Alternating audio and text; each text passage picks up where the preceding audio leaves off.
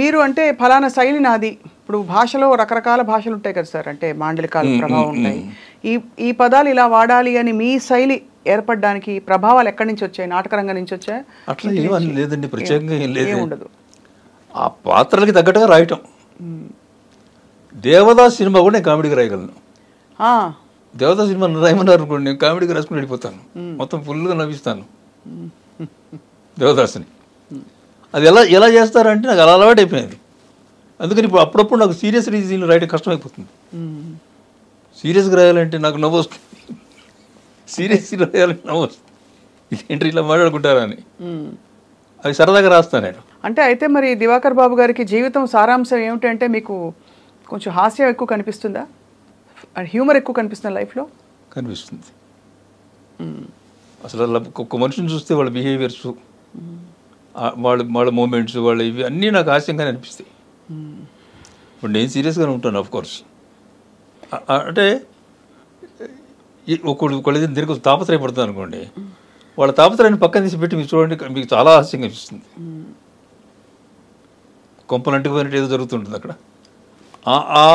ఇది పక్కన పెట్టి మీరు చూడండి ఆ క్యారెక్టర్ని, చాలా హాస్యంగా అనిపిస్తుంది. అవును అవును, అంతే. చాలామంది దర్శకులు మీ వల్ల, మీరు అంటే సినిమాకి కథలు రాయడం వల్ల, మాటలు ఇవ్వడం వల్ల హిట్ అయ్యారు అని అంటూ ఉంటారు. అలాగే మీ ప్రయాణంలో మిమ్మల్ని ఇన్స్పైర్ చేసిన రైటర్స్ ఎవరు సార్? ఆత్రేయ గారు. ఆత్రేయ గారు సినిమాల్లోకి రాకముందు నుంచే నాకు ఆత్రేయ గారు అంటే చాలా ఇష్టం. ఎందుకంటే బ్రెవిటీ, క్లుప్తత, చాలా క్లుప్తంగా చిన్న మాటల్లో పెద్ద విషయం చెప్తాడు ఆయన. ఉదాహరణకి ఏమైనా చెప్పగలుగుతారు సార్, గుర్తు చేయడానికి ప్రేక్షకులు? విశ్వశాంతి అనే ఒక నాటకం ఉంది ఆయనది. దాంట్లో జనం అందరూ గాలివాన వల్ల దీనివల్ల మొత్తం ఇళ్ళన్నీ పోగొట్టుకుని ఆ ఊరి పెద్ద ఒక ఆయన ఉంటాడు, ఆయన తల్లి ఒక ఆవిడ ఉంటుంది, ఒక క్యారెక్టర్, ఆవిడ పేరు భారతమ్మ, ఇది క్యారెక్టర్. ఆ ఇంటికి వస్తారు అందరూ. వస్తే రే వనంలో తడిసిపోతున్నారా, లోపల రండి అంటుంది. అంటే నెక్స్ట్ డైలాగు వాళ్ళేమంటారు, అమ్మ పెద్దోళ్ళు మీ ఇంటికి మేము అడుగు పెట్టడం ఏంటమ్మా, దేవాలయం లాంటిది, ఇక్కడే ఉంటాం అమ్మ, తలదాచుకుంటే చాలు అని వాళ్ళేదో అంటారు. అంటే దాని తర్వాత ఏ రైటర్ అన్న ఏం రాస్తాడంటే, ఎక్సెప్ట్ ఆత్రేయ ఇంకే రైటర్ అన్న ఏం రాస్తాడంటే, అదేమిటి అలా అంటారు, మీలో ప్రవహించేది రక్తమే, నాలో ప్రవహించేది రక్తమే, చంద్రుడు వెన్నులిచ్చేది మనందరి కోసం ఇస్తాడు, నీ కోసం నా కోసం కాదు, సూర్యుడు అంతే, ఇలాంటి పిచ్చి పిచ్చి మాటలని రాస్తారు. ఒక ఆత్రేయ ఏం రాశాడు తెలుసాడండి, అదవల్లారా లవర్లండి, ఆ ఒక్క మాటలో మొత్తం చెప్పేశారు. అమ్మ అయిపోయాడు వాళ్ళకి, అంతమంది జనాలకి అమ్మ అయిపోయాడు ఆయన. అదవల్లారా రెండు లోపలికి అంది. ఆత్రేయ మాత్రమే రాయగలడు.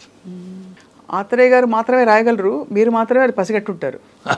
తెలుస్తుందండి, చాలా మంది తెలుస్తుంది. అది తెలిసిందా? అంటే ఒక వాక్యంలో ఉండే ఆంతర్యం అది మీరు పట్టుకున్నారు. అది అర్ధాంగి అనే సినిమాలో వీళ్ళ సావిత్రి మీద ఏవో చెప్తారు, ఎవరి గుమ్మడి గారికి. గుమ్మడి వచ్చి మున్సిఫ్, ఆ క్యారెక్టర్ మున్సిఫ్ క్యారెక్టర్. ఆ క్యారెక్టర్ అది కోడలే, అమ్మాయి ఎవరో కాదు, కోడలే. అమ్మాయి మీద అలా చేసింది ఇలా చేసింది అని ఏదో ఎక్కిస్తారు జనం. ఎక్కిస్తే ఆయన కోపట్టడానికి లోపలికి వెళ్తాడు. వెళ్ళిన తర్వాత ఆయనకి ఏదో ఒక విషయం తెలుస్తుంది, ఆ అమ్మాయి కరెక్టు, మీరు చెప్పిన వాళ్ళందరూ తప్పు అని చెప్పి ఆయనకి తెలుస్తుంది. బయటకు వచ్చాక ఏం చెప్పాలండి, ఎదవల్లారా ఏమిటి మీరు చెప్పింది, ఆ అమ్మాయి ఇట్లా మాట్లాడింది ఇంత రాయాలి. ఆయన అంటాడు, మునసబుగా వెళ్ళాను, ముద్దాయిలా వచ్చాను అంటాడు. అంటే ఏదో జడ్జిమెంట్ చేద్దామని వెళ్ళాను, నేనే ముద్దాయి వెనక్కి వచ్చాను. అది చూసి ఎవడరా వీడు ఇంత బ్రెవిటీగా రాశాడు, ఎవడు వాడు అని చెప్పి అడిగట్టు పుల్లయ్య గారు. ఆత్రేయని కొత్త కుర్రాడు వచ్చాడండి. అలా సార్. సో మీరు మీ శైలి మరి దర్శకులు చెప్తారా మీకు ఎంత లెంగ్త్ కావాలి, లేకపోతే మీరు ఇచ్చేసే సీన్ అది అదే ఎంత లెంగ్త్ కావాలన్నది సీన్ పండటం వరకు అంతే అంతే. అది ఒకటి చెప్తే వచ్చేది కాదు. దర్శకుడు కూర్చుంటాడు, ఒకసారి మేమే చేస్తాం యాక్చువల్గా, ఒకటి రెండు డైలాగులు ఎక్కువ అవచ్చు తక్కువ అవచ్చు, కావాల్సింది ఏంటంటే సీన్ పండటం. ఇంత రాయాలి, ఒక పేజీ రాయాలా, అర పేజీ రాయాలా, 4 డైలాగులే రాయాలా, ఒక డైలాగే రాయాలా, సన్నివేశానికి ఎవడు చెప్తాడు ఎవడు చెప్పడు. ఆ సన్నివేశం ఇంతవరకు పండింది. ఎందుకంటే సార్ మీరు చెప్పిన శైలికి చాలా భిన్నమైన శైలి. ఫర్ ఎగ్జాంపుల్ దాసరి గారి అవును డైలాగ్, అవును పెద్ద పెద్ద డైలాగ్ ఉంటాయి. జీవితం అనేది ఆకు లాంటిది, ఆకు వచ్చి దాని మీద పడినా, ఇలా వచ్చి చేసినా, అలా చేసినా, ఇలా చెప్తూనే ఉంటారు. అవును. సో ఏమనిపిస్తుంది సార్ దాసరి గారి శైలి చూస్తే? నచ్చదు, నచ్చదు, నాకు నచ్చదు. ఇప్పుడు జనాలకి నచ్చింది, అవును, అది కూడా నచ్చింది జనాలకి. అవును. సో జనాలకి రకరకాలు నచ్చుతాయి. మీరు అడిగింది నాకేది నచ్చింది అడిగారు. అంతే అంతే అంతే కదా సార్. వారు సూపర్ హిట్, వీరు సూపర్ హిట్, వారి వారి వారి వారి వారి వారి ధోరణుల్లో. ధోరణి కరెక్ట్. అవును సార్. కొంతమంది అంటే అంత చెప్తే కానీ ఎక్కదు, కొంతమందికి ఒక మాటతో తెలిసిపోతుంది. మనుషుల్లో కూడా అంతే కదండి. అవును. కొంతమందికి ఎన్నిసార్లు చెప్పినా తప్పు చేస్తూనే ఉంటారు, కొంతమందికి ఒక్కసారి చెప్తే చాలు ఇంక జీవితంలో పని చేయరు. సో అది వాళ్ళని బట్టి ఉంటుంది, ఆధారపడి ఉంటుంది. ఇప్పుడు సమకాలీన పంచ్ డైలాగులు, సన్నివేశాలు చూస్తే మీకు ఏమనిపిస్తుంది సార్? మీరు ఎలాగో ఇంకా కంటిన్యూ చేస్తూ రాస్తున్నారు కాబట్టి. బాగా రాస్తున్నారండి. అవును. ఇద్దరు ఎక్కువ మంది కాదు, అప్పుడు అంతే ఇప్పుడు అంతేనండి. సార్ మీరు రాసిన సినిమాల్లో అందరినీ, అన్ని సినిమాలు అంటే ఒక్కొక్కటి ఒక్కొక్క జానర్లో సూపర్ హిట్. జంబలకడి పంబ అత్యంత సెన్సిటివ్ సబ్జెక్ట్. అందులో ఇప్పుడెవరు పట్టించుకొని దులుపుకుని పోతారు.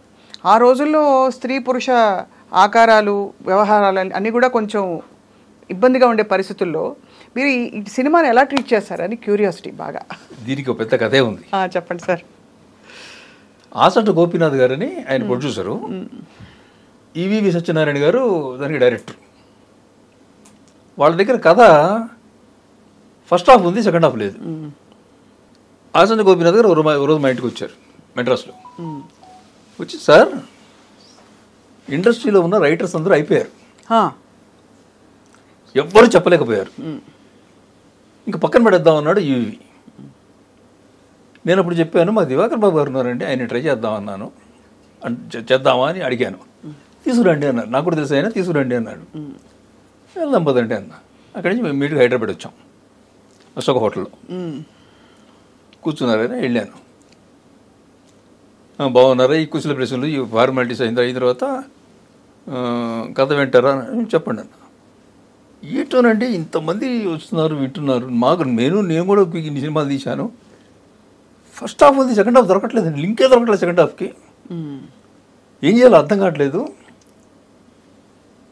మీరేమో చెప్తారు, నేను పిలిపించాం, చెప్పండి అన్న. కట్ చెప్పారు. చెప్పి మీరు ఒక వారం 10 రోజులు ఎంత టైం తీసుకోండి, 10 రోజుల తర్వాత చెప్పినా నాకు పర్వాలేదు, చెప్పండి అన్న. ఒక 10 నిమిషాల్లో చెప్తా, మీకు ఏమైనా అభ్యంతరం అన్న? 10 నిమిషాల్లో చెప్తారా? ఎస్ అన్న. వెళ్ళి బయటకు వెళ్ళి 2 సిగరెట్లు కలుసుకొని వచ్చే లోపలికి. కానీ నేను వెంటనే చెప్పగలను, కానీ ఆ 10 నిమిషాలు గ్యాప్ ఇచ్చా. మరీ ఆలోచించకుండా చెప్పాడు అనుకోండి.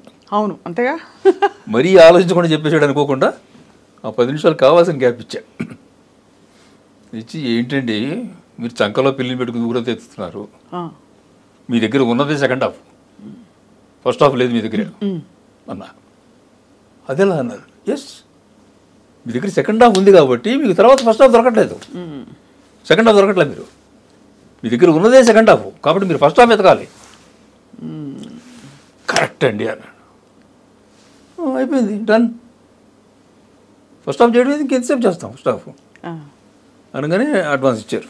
అబ్బా, మీరే రాయండి డైలాగ్స్, వస్తాను. కూర్చొని 1 వీక్లో ఫినిష్ చేసేసాం, అయిపోయింది. అంటే ఫస్ట్ హాఫ్ అంటే అసలు వీళ్ళు ఎందుకు ఇలా మారిపోవడానికి కారణానికి ముందు వీళ్ళు ఎలా ప్రవర్తించేవాళ్ళు అది అనేది పాయింట్. అది వేసుకుంటే ఇది పండుతుంది అన్న. ఎక్కడో చిన్న హ్యూమన్ ఇంట్రెస్ట్ కూడా వచ్చేస్తుంది అందులో, ఒక ఎమోషన్ వచ్చేస్తుంది, న్యాచురల్గా వస్తుంది. అవును అంతేగా. మొగుడు పెళ్ళాన్ని తిడుతున్నాడు, కొట్టాడు, అదే నెక్స్ట్ పెళ్ళాం వీడిని కొడుతుంది అనుకోండి, పండుతుంది. అలా అది క్రియేట్ చేయబడింది ఆ క్యారెక్టరైజేషన్స్. దాంట్లోనే ఒక ఇన్సిడెంట్ జరిగింది నాకు.